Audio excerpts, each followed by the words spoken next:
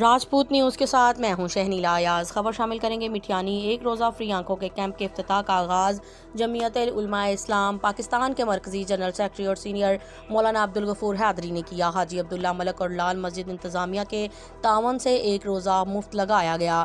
آنکھوں کے کیمپ میں بلڈ پریشر اور ذیابیطس کی جانچ اور ادویات بھی مفت دی گئیں۔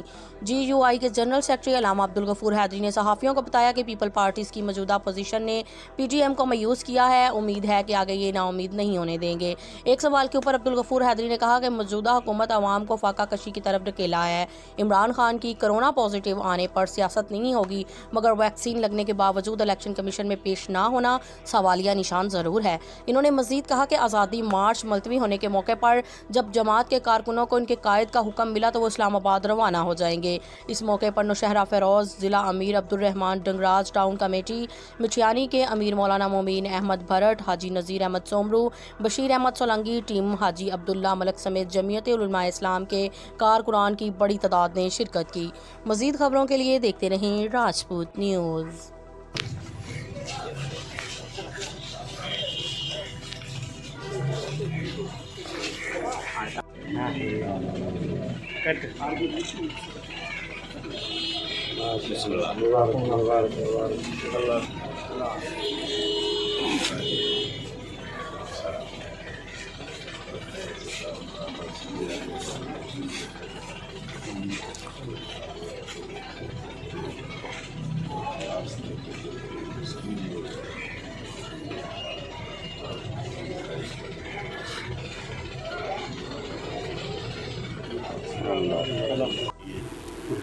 تو 4, 6, 8 ووٹ اگر انہوں نے خرید لیے تو کوئی مسئلہ نہیں ہے، لیکن کم از کم دنیا کو بھی دیکھنا چاہیے، اداروں کو بھی دیکھنا چاہیے۔